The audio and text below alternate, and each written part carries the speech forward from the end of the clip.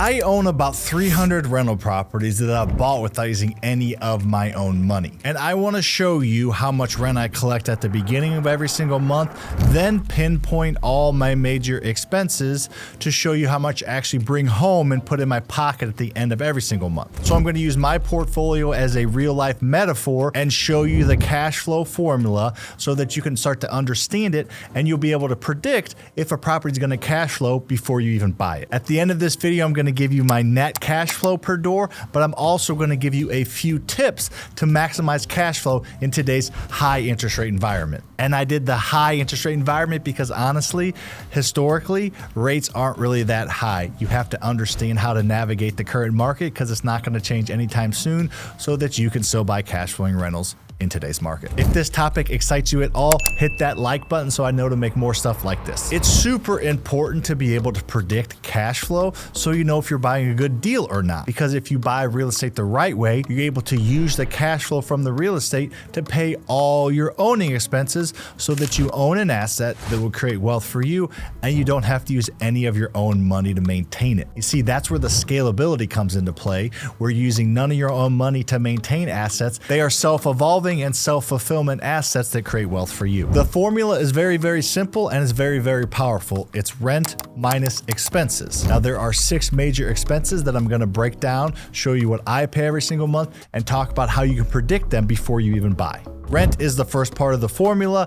We collect about $315,000 every single month in rent. Now, some months it varies, but in general, it's about 315 grand of rent that comes in the first few days of every month. Now, let's talk about the 6 expenses that come out of that. And again, these are all known. You should know these before you even buy the property. There should not be any surprises. The first one is your debt or mortgage payment. For me, it's about $135,000 every single month. But before you buy your property or your apartment complex, you should be able to know what the mortgage rate's going to be and what the loan amount will be. Therefore, you can simply plug that into a mortgage calculator to figure out what your monthly payment is. Now, this is probably the biggest chunk, but this is the most exciting part because when you're paying your mortgage, you're paying the principal down plus interest, of course. So every single month you make a mortgage payment, a portion of that goes towards paying down the principal, which means a portion of that is going towards adding net worth to you. The second expense I want to talk about is real estate property taxes. No matter what state you live in, at the end of every single year,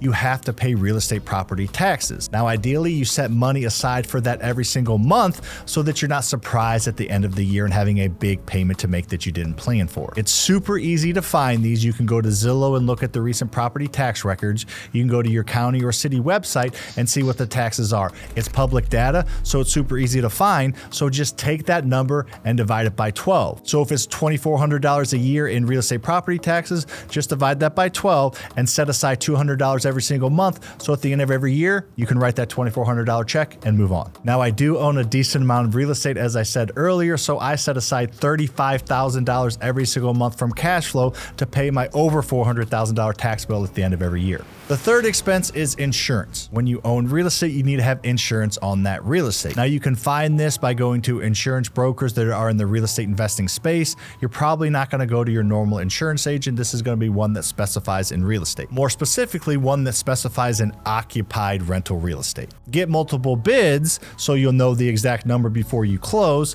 Some of them will allow you to pay monthly, some quarterly, or some yearly, but either way, split it up so you're not having to come out of pocket and it comes out of the rent. I pay about $20,000 a month for insurance on my rental properties. Number 4 is maintenance. And since you are a landlord and not a slumlord, you need to make sure to set money aside for when things happen to the property that you have to pay for. You're owning real estate. Somebody's living there. Things are going to happen. Now, if you use the BRRRR method like I teach, you're renting out a freshly rehabbed property, your maintenance should be very, very low. However, things do happen, so you do need to set money aside to put toward maintenance. Now, you're not probably going to use it every month. There might go 4 or 5 months in a row where you don't use any of it. Still keep it in there in case a water heater goes out or something that's a little more expensive. You have a slush fund in there. We set aside about $150 every single month for our houses in maintenance and about $75 a month for each apartment unit. So in total, we set aside about $25,000 every single month in maintenance. Sometimes it's less than that, sometimes it's more, but in general, that $25,000 is enough most months. And if it's a little bit more, usually we had a lighter month the month before or a couple months before, and we're able to use those funds on the next month. You need to take pride in ownership, and you need to use some of the rent to keep the property up. You're going to have the tenants stay longer, they're going to take better care of the property, and the property value is going to go up every single year. If you let the property go and don't take care of it and have a ton of deferred maintenance, when tenants moves out, it's going to cost you a lot of money and the property value won't go up. So take care of your properties. Number 5 is property management. Most property management companies are going to charge 8 to 10% of gross rent to manage the property for you. So if you rent the property out for $2,000 a month, they're going to charge you 8 to 10% of that, or $160 to $200 a month to manage the property for you. Now, even if you manage the property yourself, I would suggest setting at least 5% aside and paying yourself, or just putting this as an additional slush fund so you don't run out of money in any of your specific accounts or expenses we're talking about. This is a great way to save money because nobody's going to manage the property like yourself, but not everybody has the time or the knowledge to be a property manager. We have an in-house team that manages the properties and does most of the maintenance that we don't hire out. So we set aside $25,000 a month to make payroll for our in-house property management teams. We're getting ready to talk about the 6th and final expense, but make sure to stick around after that. I'm going to tell you how much you actually net, then talk about some ways to cash flow in today's market. And if you've made it this far and haven't hit the like button, hit that dang like button and subscribe. I promise to provide educational and entertaining videos every single week. And the 6th and last major expense to account for is vacancy. You don't want your property to be vacant, but eventually your property will become vacant and there will not be somebody living in there.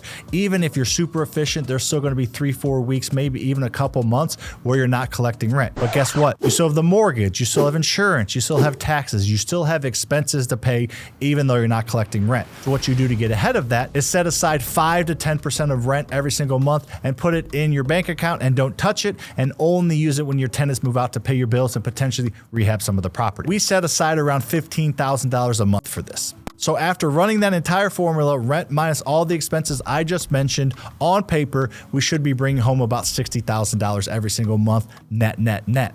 Well, that rarely ever happens. Most of the time we take home about half of that because we are growing so quickly, and we bought a lot of properties that we didn't end up rehabbing because we bought a 42 pack of houses or a 27 pack of houses or an 11 pack of houses, and not all the houses were rehabbed. This is the biggest reason why we don't cash flow as much as you probably think, is because when a tenant moves out and we didn't rehab the property in the past couple years because we bought it with a tenant in place, we have to spend $5,000, $10,000, $15,000 to get that thing rent ready, when in reality, if we bought it, rehabbed it, and a tenant moved out, it'd probably be maybe $2,000 or $3,000. And that's where that vacancy is very important. Most of the time, you should cash flow about what the formula spits out. However, if you're growing and hiring things in-house and having a CPA and having a ton of expenses like paying rent for your property managers and people like that to actually house them, that's where things start to add up and you don't actually cash flow what's on paper. Most of the time, I would say we cash flow between $25,000 and $30,000 every single month. Some months more, some months less. But honestly, I don't give a crap about the cash flow. As long as I'm not having to spend money every single month to own this real estate, I don't care, because guess what? Every single day, my real estate goes up in value about $6,000 with conservative appreciation or property value growth. And every single day, the mortgage gets paid down about $3,000. So I'm almost making $10,000 a day when you set aside cash flow because of property growth and debt pay down, which ultimately adds to my net worth. Plus, I'm not cash flowing a ton, so all of my cash flow is tax-free because of depreciation and all the other benefits that go into owning real estate. I'm more of a long-term thinker when it comes to owning real estate. I get my active income from flips and wholesales out of my education company. My passive wealth is created through owning rental properties that honestly don't cash flow a ton, but I'm okay with it. Ow, my fucking leg fell asleep. All right, let's go over some ways to cash flow in today's market to round this video out, and then I have a special giveaway at the end. There are 3 ways to utilize to cash flow a little bit more than you probably are, and one of them I already alluded to. The first one is managing the property yourself.